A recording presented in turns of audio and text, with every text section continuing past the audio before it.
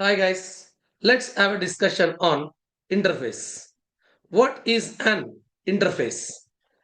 An interface is a set of incomplete methods. Incomplete methods are also called as abstract methods. Now, what is an abstract method?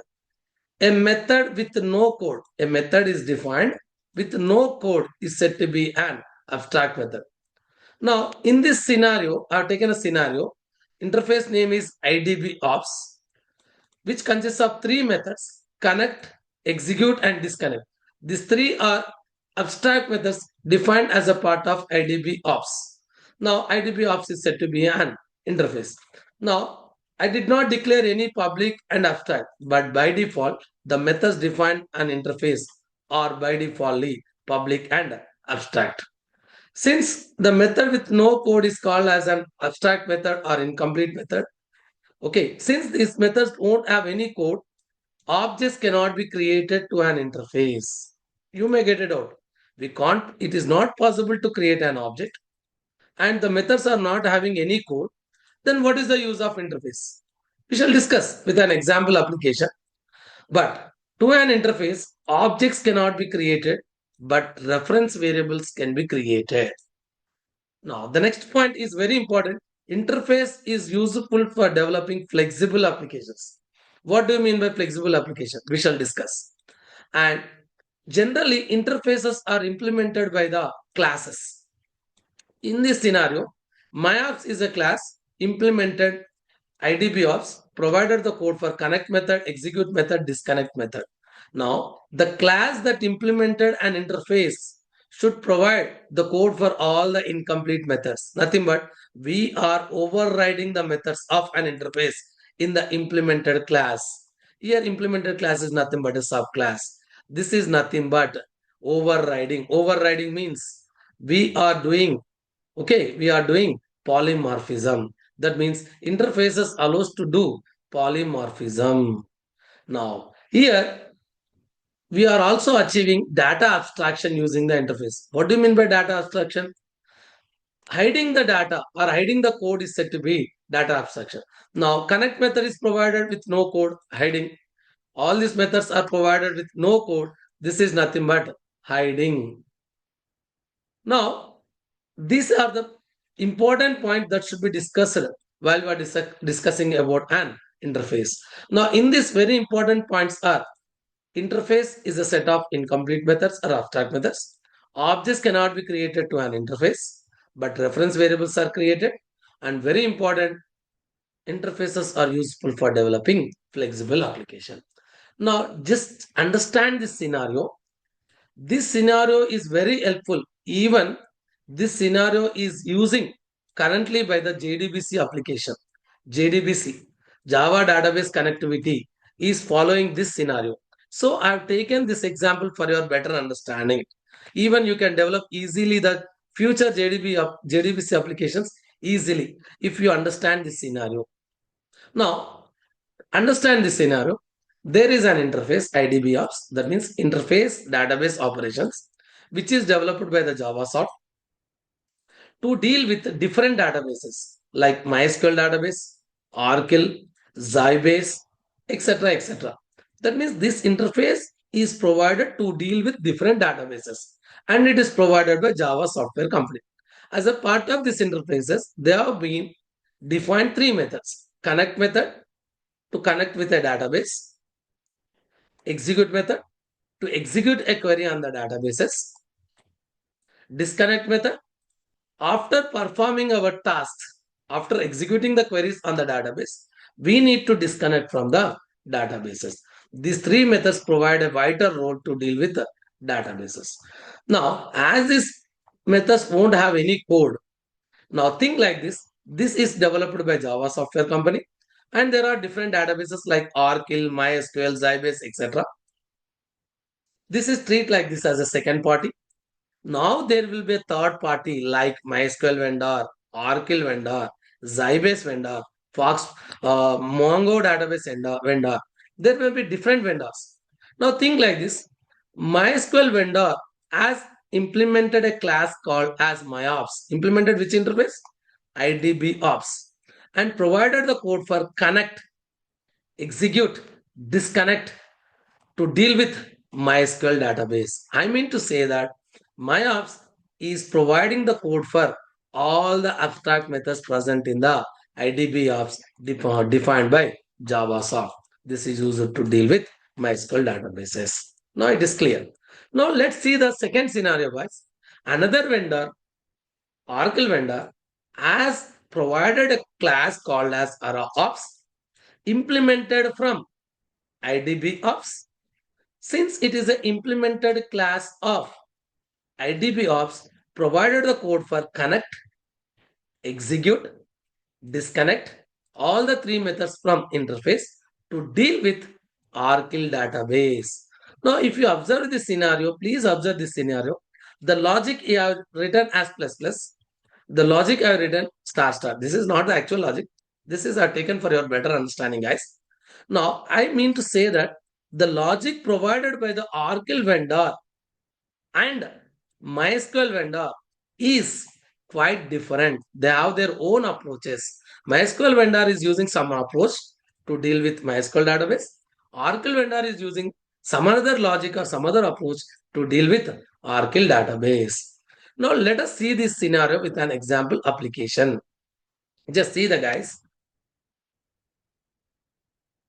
Just see this. If you observe this one, these are the points that I have discussed regarding the interface. This is very clear. Now we are understanding the application. There is an interface, IDBF, provided by JavaSoft and provided three methods, guys. Now just see the scenario here.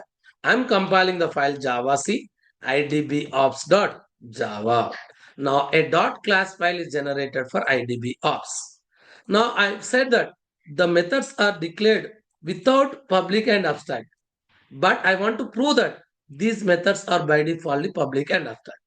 For that, I'm using a command called as java p space idbops. Just hit the enter key. Sir, what is java p, sir? Java p is a command that provides the information about the dot class file. Just hit the enter key. Just check here. Connect method is defined with public abstract. Execute. Disconnected. From this, I have proved that all the methods in an interface are by default public and abstract. Now let's go for see the scenario of MyOps, guys. MySQL vendor provided MyOps implementing IDBOps, provided the code for connect method, execute, disconnect, and uses some approach, plus plus approach. So different X approach for connecting with MySQL database and implemented all the incomplete methods of MyOps. Compile this file, guys. Javac myops.java. Just see the scenario compiled successfully. For suppose, similarly, AraOps has been implemented by an Oracle vendor, implemented IDP ops. Of course, they have been provided the code for all the abstract methods of IDP ops and uses some approach to deal with some different logic to deal with Oracle database. Now, very interesting point. What is here flexible? Here, just see, I want to justify flexible. Now, interface is defined by Java Software Company. Databases are second party. They are different, but different third parties implemented different classes to deal with different databases. Now, interface is defined for only once, but we the programmer dealing with different databases. If we use MyOps object, we can deal with MySQL database. As we are a programmer, if we create an object or if we use the ARA object, we can deal with Oracle database. Even if we use Zybase implemented class object, we can deal with Zybase database. Now here, this scenario clearly says that one interface is used to deal with different databases. This is nothing but flexible applications. I justified here. What do you mean by flexible? One interface is used to deal with different databases. Now I proved what is flexible. Let's see the scenario. So how can we write the code of main method? Just check here, guys, how we write the code for main method. Simple. What I'm trying to do is in the main method class, in the main method, just I will define. I will create an reference variable for IDB ops like my. My is a reference variable for interface. It is not referring, it is not an object. In the previous video, we have seen a reference variable of superclass can refer to its subclass object.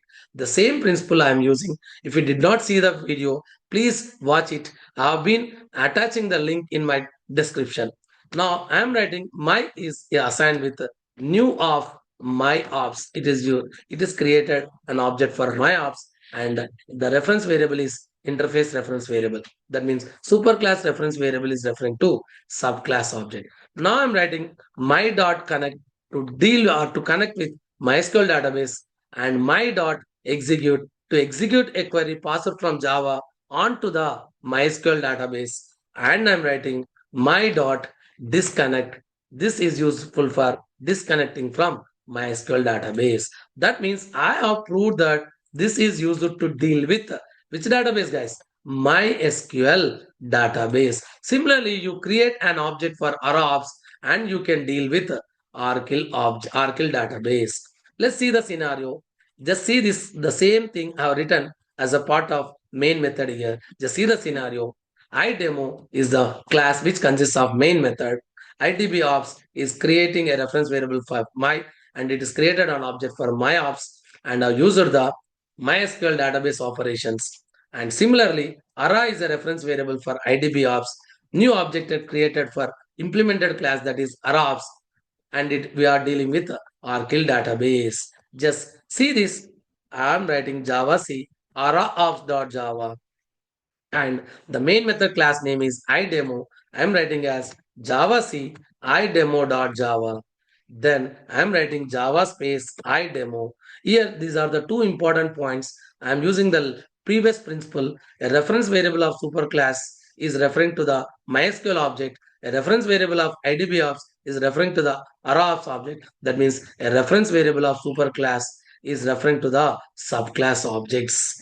Now hit the enter key. You please here observe here, we are dealing with a MySQL database using my, and we are dealing with Oracle database using ARA. As a programmer, we are flexible to deal with different databases. As a programmer, we have flexible to deal with different applications or different databases. In this example, I clearly explain the application interface is used to deal with different databases. Here, interface IDB ops is useful to deal with different databases.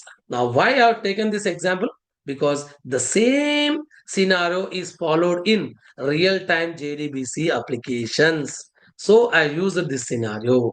Hope it is clear. Thank you so much. We shall have a conversation with a new topic in the new video. Thank you.